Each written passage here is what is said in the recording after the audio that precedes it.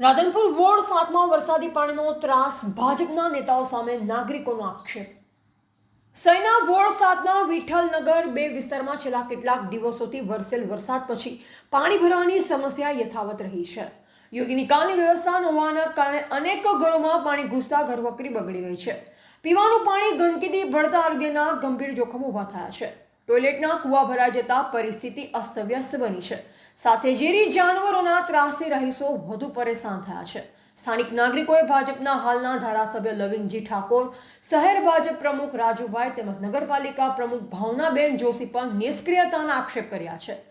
રહીશોએ જણાવ્યું કે ત્રણેય ભાજપના એન્જિન ફેલ સાબિત થયા છે, કારણ કે અત્યાર સુધીમાં નગરપાલિકા કે કોઈ પણ સરકારી તંત્ર પરિસ્થિતિની મુલાકાતે આવ્યું નથી કે લોકચિંતા લીધી નથી।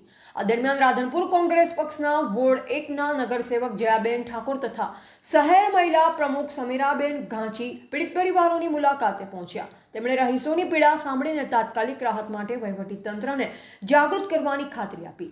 સ્થાનિક બહેનોએ આક્ષેપ કર્યો કે ભાજપના નેતાઓની ઉદાસીનતાથી કંટાળી તેઓ વરસાદી પાણીમાં છાજિયા લેવા મજબૂર બન્યા છે। રહીશો એક જ સવાલ કરી રહ્યા છે, ક્યારે થશે પાણીનો નિકાલ? ધ ગુજરાત લાઈવ ન્યૂઝ સાથે ગોવાભાઈ આહિર। તો વિઠ્ઠલનગર 2 ની અંદર અમે મુલાકાતે આવ્યા છીએ, હું અને મારા મહિલા શહેર પ્રમુખ। અત્યારે પાણી જોઈ શકો છો કે કેટલું બધું પાણી ભરેલું, વરસાદ બિલકુલ છે નહીં। વરસાદ ગયાનો પણ કલાકો થયા છે, હજુ સુધી પાણી નીકળ્યા નથી। ઘરોમાં પાણી છે, બાળકો સ્કૂલે જઈ શકતા નથી, ઝેરી જાનવરો પાણીમાં રહે છે અને પ્રજા અહીંયા ઘરે ઘરે માંદગીના ખાટલા પણ છે। પાણીનો કોઈ પણ જાતનો અહીંયા નિકાલ નથી। ખાસ તો એ નવાઈની વાત છે કે આ વિસ્તારની અંદર 7 નંબર વોર્ડની અંદરથી રાધનપુર નગરપાલિકાના મહિલા પ્રમુખ જે અત્યારે ભાજપમાં ચૂંટાઈને બેઠા છે, ભાવનાબેન વિક્રમભાઈ જોશી, જેઓને અહીંયાથી ઘણા બધા ખોબલા વોટ આપી અને પ્રજાએ એમને બહુ જ મોટી આશા અને અપેક્ષાઓ સાથે એમને નગરપાલિકા પ્રમુખ પદ ઉપર બેસાડ્યા છે। ત્યારે નગરપાલિકાના મહિલા પ્રમુખ જયારે ત્યાં બેઠા છે, એમનો જ વિસ્તાર છે, છતાં હજુ સુધી અહીંયા આવ્યા છે બેન જોવા? કોઈ દાખલા માટે અહીંયા આવ્યા નથી। એ બેન જોવા પણ આવ્યા નથી કે અહીંયા પરિસ્થિતિ શું છે, કેમની છે। એટલે બેનને વિનંતી કરીએ છીએ કે બેન શ્રી આપ અહીંયા આપના પગલા પાડો અને જોવો અને પ્રજાના હાલ પૂછો। અત્યારે પ્રજાને શું તકલીફ છે, કેવી વેદનાઓ વેઠી રહ્યા છે। સાથે બીજું એ છે કે રાધનપુર શહેરના પ્રમુખ જે એમના જનરલ બોડીના પ્રમુખ છે રાજુભાઈ પણ 7 નંબરમાંથી આવે છે, એ પણ આ જ વોર્ડ છે। આયા રાજુભાઈ લવિંગજી ઠાકોર ધારાસભ્યશ્રી રાધનપુર વિધાનસભાના, એ પણ આ વિસ્તારના જ છે।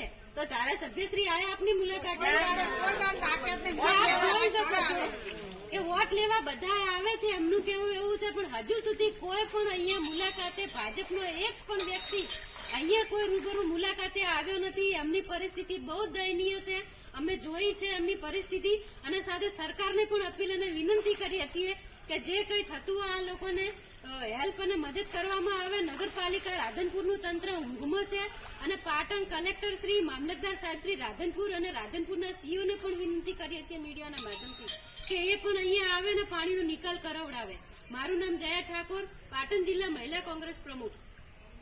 ભરેલું છે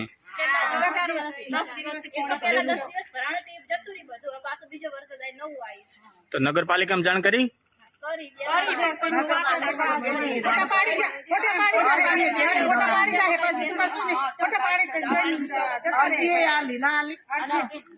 નગરપાલિકા અરજી આલી